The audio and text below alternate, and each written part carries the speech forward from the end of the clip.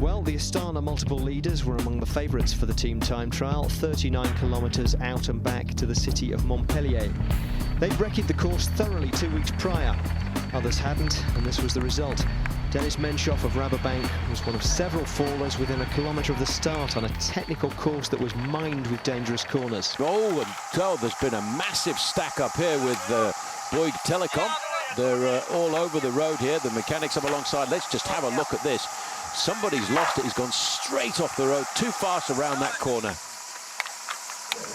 This is the Australian bend, and the boys are all going to make it. Oh, they're not. There's another one gone over on the far side of the road. Cadel Evans was another of the riders who needed to claw back time, but ended up losing it as his team waited for a man who crashed, only to drop him and finish with 7 riders anyway.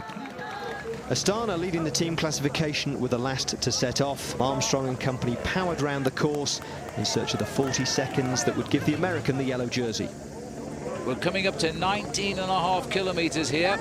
Now we're into the same minute, and as I said, they were locked and split by thousandths of a second only at the first check at 10 kilometres. 25.50 was the time set by Garmin Slipstream at that point, 19.5 kilometres, but the advantage could tilt towards Astana because they've got more riders. Yes, they've lost a couple, but they've got the firepower of Lance Armstrong, and they've got the firepower of Alberto Contador. Here's Garmin Slipstream in the finishing line.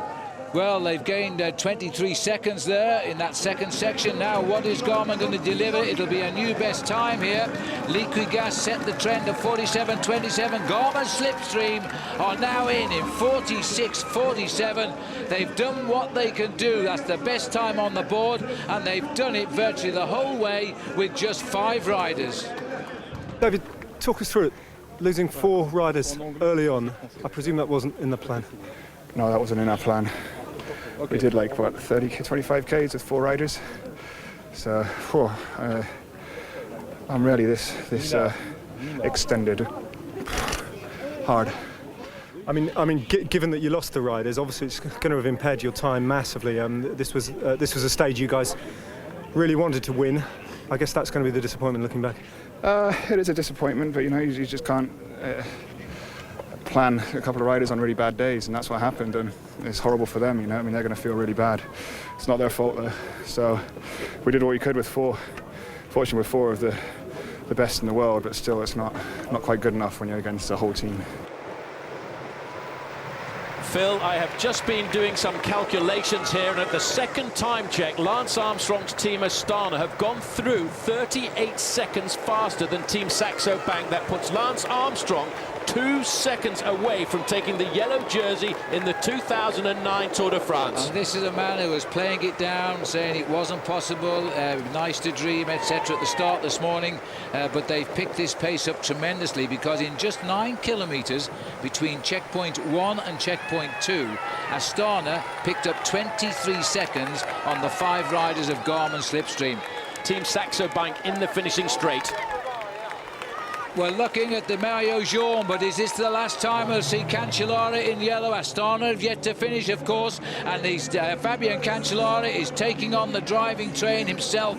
Spartacus just pumping those big thighs, doing what he does best, rider time trial. Look at the way they're trying to grab his back wheel, because it's the 5th man who will stop the clock, and he'll be gritting his teeth now to try and stay in with it. Garmin Slipstream are the best time in 46.47. That time was already gone. It would need to be 47.47 if Bradley Wiggins was to be the new leader of the Tour for Garmin. That hope I don't think will happen.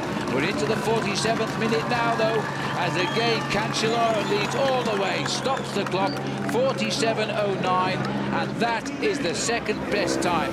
For the moment, he is still in the yellow jersey, Paul, but there's trouble a-coming. There is certainly trouble a-coming, and it's coming in the shape of Team Astana. I've done the calculations already. Lance Armstrong and Team Astana, Phil, need to finish inside of 47 minutes and 49 seconds if Armstrong is to grab the yellow jersey tonight. Look at the power here of this squad, Astana.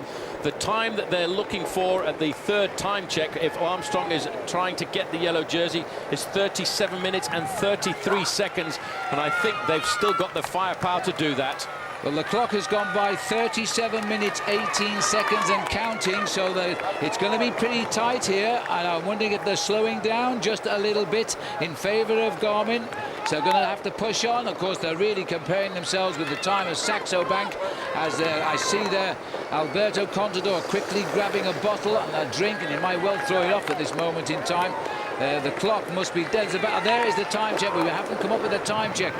Gosh, that's annoying, but we'll get it very, very quickly when it does come up on our computer. My guess is it was 37:43 roughly, but I'm not sure because 37:32, Paul, is what it was, and that has put them in 17 seconds better than Garmin. But it also puts Lance Armstrong into a yellow jersey position by a single second at 10 kilometres to go to the finish. Unbelievable. There we are, 37:32. Astana best time. These are the final times at this checkpoint. Garmin is in second place. The importance, Saxo Bank, 41 seconds. How far behind was Lance Armstrong there last night, Paul? 40 seconds. We have now switched down to the finishing line as Team Columbia High Road, who have been gaining all of the time, Paul, and it's Mark Cavendish who's trying to drag his team to the line here. Dragging his team up to the line. Just behind him is Big George Hincapie, world champion, Bert Grabscher, Mick Rogers, Australian time trial champion, Kim Kirken, Luxembourg time trial champion. They're trying to see whether or not they can slot into the top 4 or 5. They were one of the pre-race favourites for this discipline. This has been a real tough ride for them. They've hit the line, they've improved all of the time, but they'll have to settle the 4th, and it'll be 5th, I'm afraid, when the time is known from Astana. Cavendish looking over his shoulder there at George Hincapie. Grabscher's gritting his teeth there after what has been a very difficult ride for these guys from Colombia, but they've already got an awful amount of success out of the Tour de France.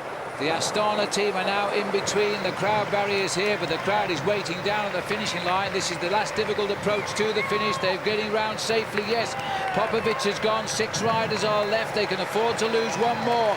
It is 1 kilometre to go, and they have 1 minute and 14 seconds to do it. That must be easy. It's not that easy. You'd normally cover the final kilometre at a speed of around about 1 minute and 10 seconds, but it climbs up to the finishing line here, and it is very difficult indeed. Armstrong, number 22, straight onto the front, right onto his wheel is Alberto Contador. Getting onto the back there of Andreas Kloden, 23, is Levi Leipheimer. They're into the finishing straight. A reminder, they need to finish inside of 46 minutes and 29 seconds if Armstrong is going to grab the yellow jersey. Well, the time of Garmin Slipstream, the best time is 46:47, and we haven't hit 46 yet. And Armstrong, so familiar of 4 years ago when he was bringing his team to victory in the team time trial. Look at that now, Alberto Contador puts his head down. These guys aren't enemies at all, as people have tried to indicate. It's the team that counts. A massive piece of work by Contador. Even Armstrong at last appears human. He's gritting his teeth as they drive up now, 46:29. They've got to do it. They need to kick very, very hard here, and they've done it by a matter of, oh my goodness me, 46:29. They have done it, Paul. But we're going to go to a countback as to who wears yellow. It is extremely close, and it'll go down, Phil, probably go down to the 10ths of a second. Well, that's exactly what it went to, the fractions of a second recorded in the opening time trial. And the result was that Fabian Cancellara kept the yellow jersey by 0.22 of a second, the tightest margin in the history of the race. This is how the classification looked then. Cancellara and Armstrong tied on round seconds. Alberto Contador 19 seconds back in 3rd place, followed by Andreas Kloden and Levi Leipheimer, with Bradley Wiggins 6th. Andy Schleck lost 40 seconds to Armstrong, Contador and company. Carlos Sastre 1 minute 6, and Cadel Evans and Dennis Menchoff both lost over 2 minutes. So Lance Armstrong found himself back on the podium for the first time in 4 years. For a stage win, not a yellow jersey presentation. Who was it, Lance, who said every second counts? That was close. That was close. That was closer than I thought. I mean, I was asked yesterday if we could do it, and I thought there's no way. I figured Saxo would easily be close to us, if not even better than us. So that's the way the ball bounces sometimes, and we were close, but not today.